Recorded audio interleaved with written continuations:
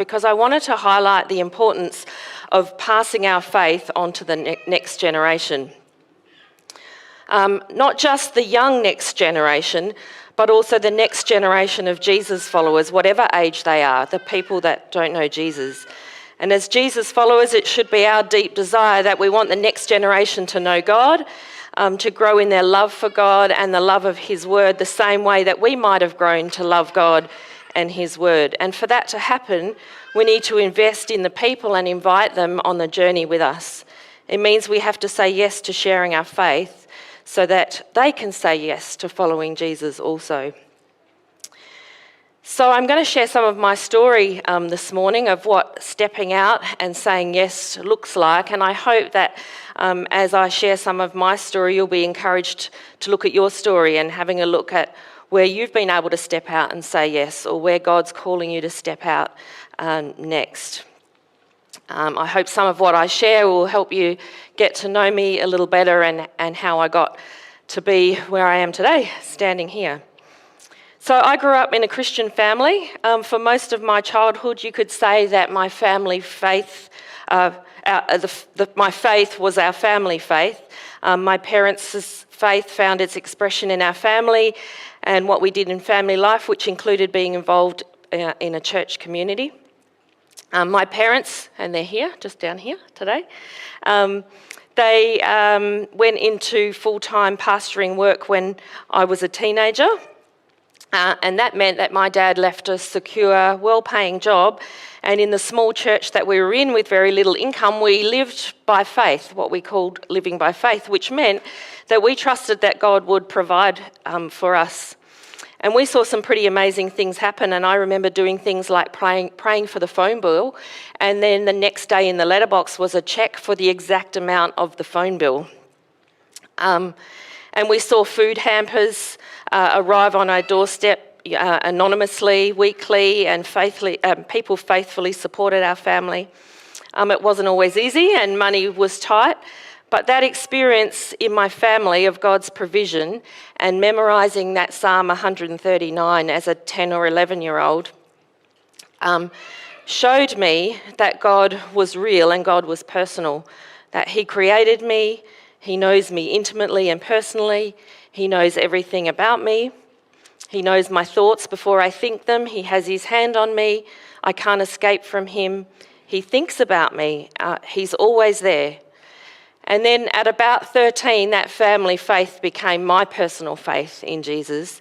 And it was from that point on that my faith started to grow. And I began to learn to listen to the voice of God and say yes to some of the things that he invited me to do and the opportunities he brought across my path. But here's what I found. Saying yes is scary. At least it was for me.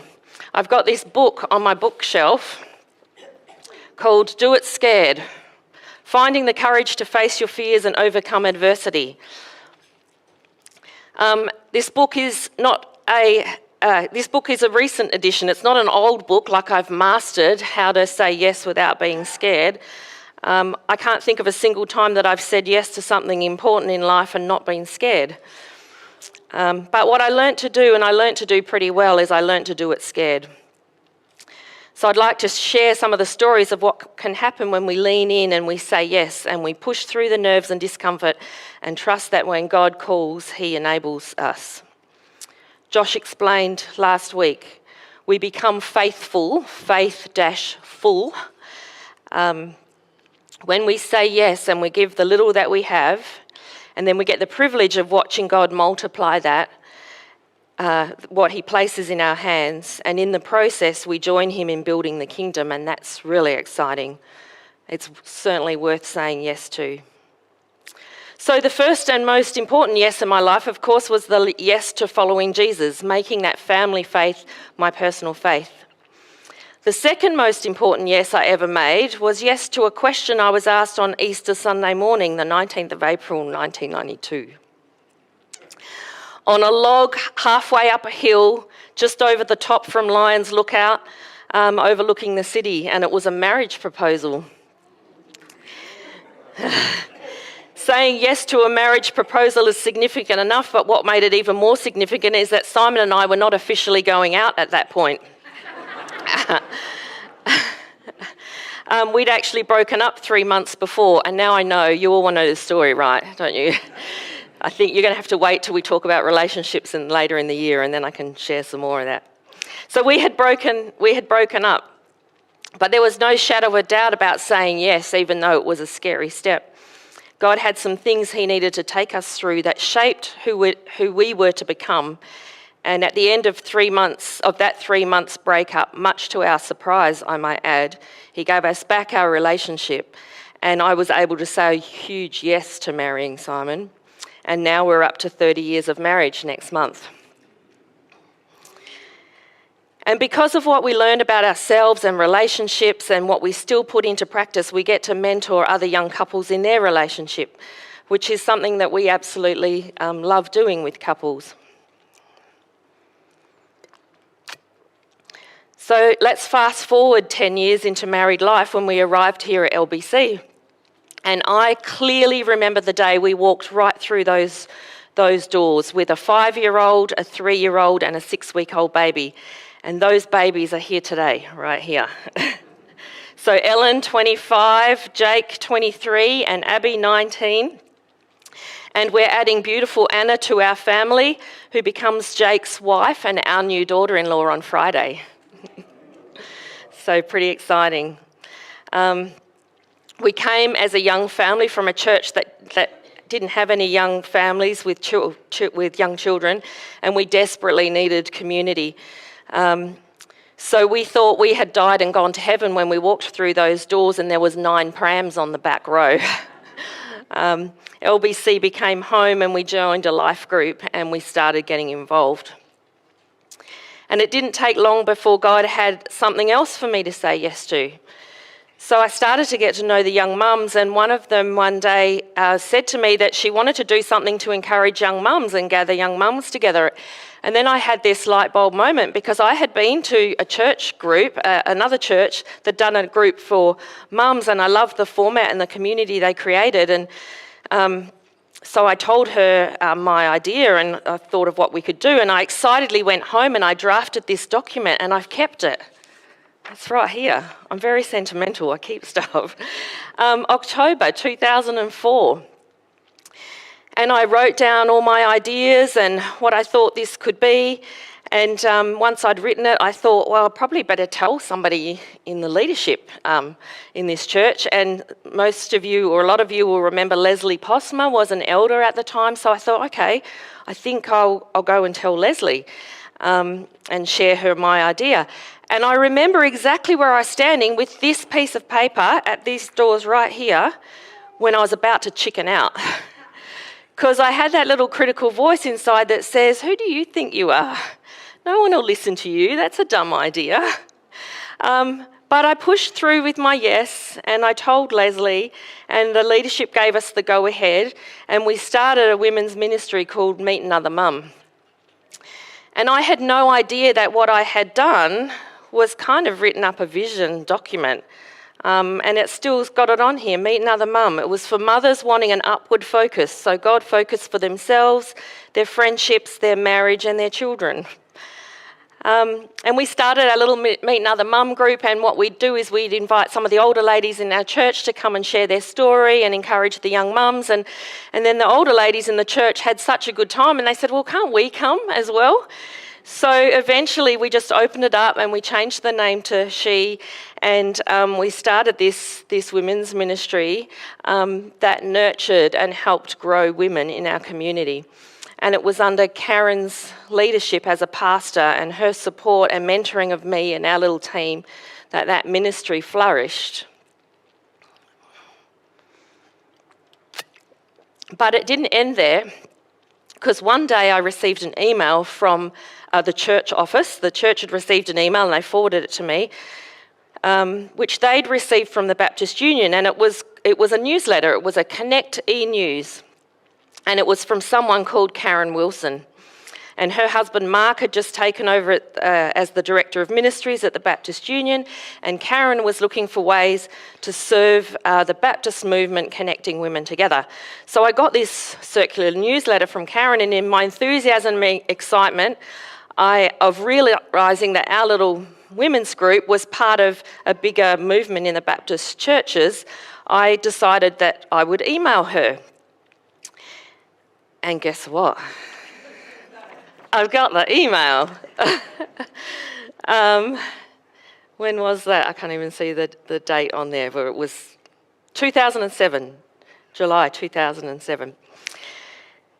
So I had this email, and there it was again, that little voice that says, who do you think you are that you can email the wife of the Director of Ministries? She's really important. And I nearly didn't send the email. And I remember it was our house in Wattle Grove, and my hands hovering over the keyboard. And then in the end, I went, what the heck, send? And I sent it, thinking nothing more of it. And then the next day, I got a reply from her to say, I'm gathering a group of women together, and we want to start a women's conference. And I'm wondering whether you'd come and have lunch with a group of people and just kind of dream and be part of that. So I said, sure. I was super scared. I didn't do things like that, but I went. And that's part of doing it scared. So over lunch, this small group of women from around a city, some of them who are still my dear friends 15 years later, we talked and dreamed about a conference for women and what that could look like.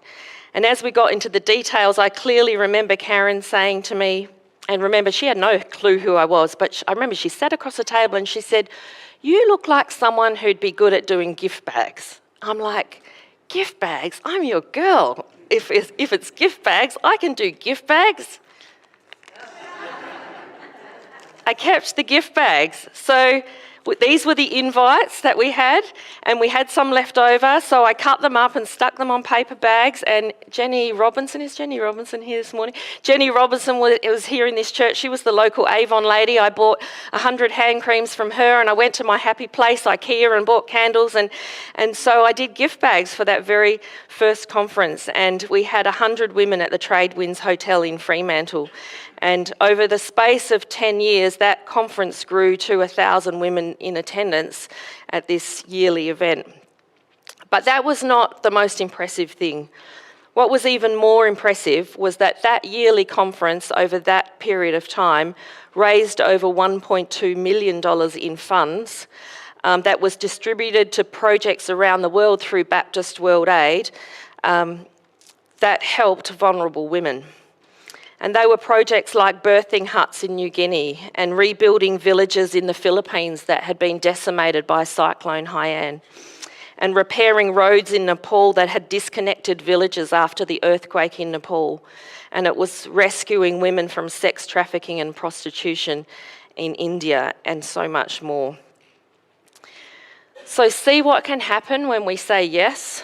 Not yes when we feel confident, thoroughly educated, well-equipped and sure of the outcome. Yes when we're scared. Yes when we wonder if we should hit enter on the keyboard for an email.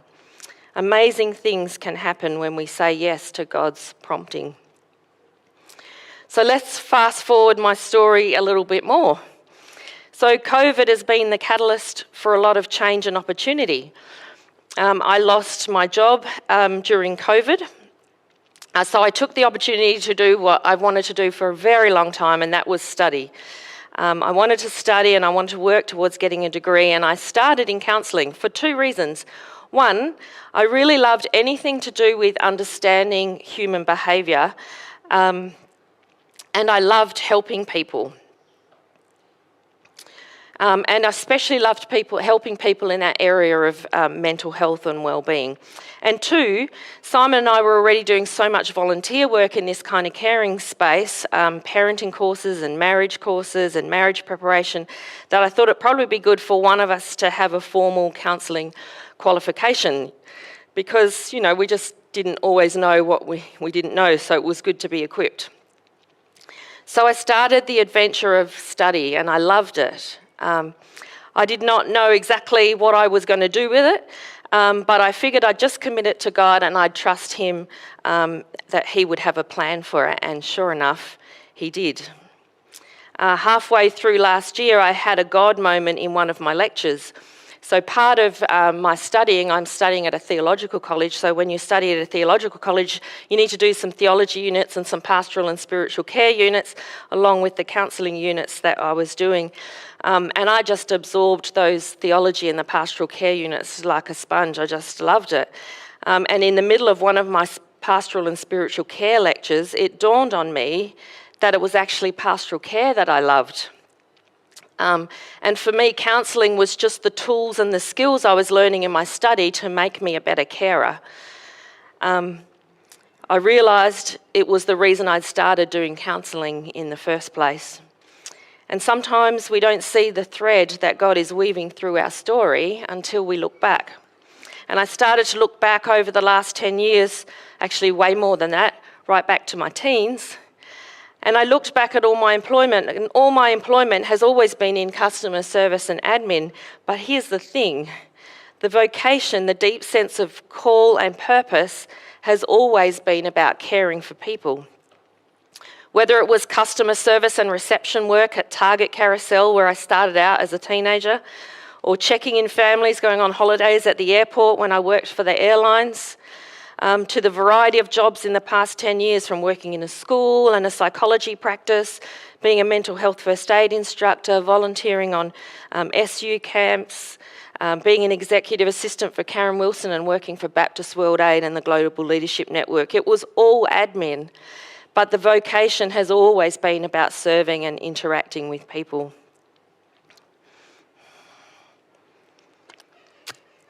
So, of course, when I realised it was pastoral care I love, God had another invitation, didn't he?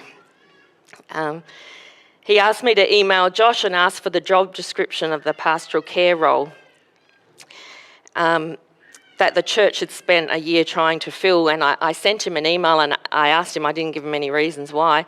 And he said, yeah, sure, here it is, but can I ask why? And I replied back, I think God's whispering, I'm going to come and have a conversation with you. What was interesting is that John Jenks had jokingly, although probably part seriously, commented to me a year before that I should look at that role. And I'd kind of laughed it off and said, oh, that's ridiculous, John. I don't preach and teach, which was in the role description.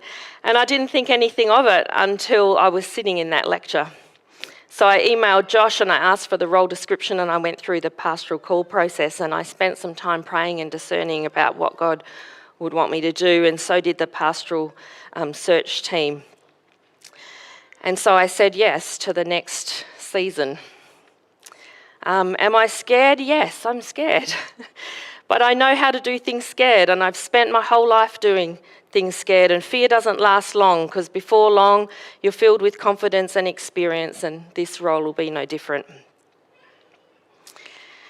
Now, there's one more piece of this story that I didn't tell you right at the beginning, but the place where I was invited to memorise Psalm 139 and recite it to my little kids club was, wait for it, it was this church right here. And it was in the back corner room of the hall, which was our training room. We've now converted it back into our kids' space, Jam.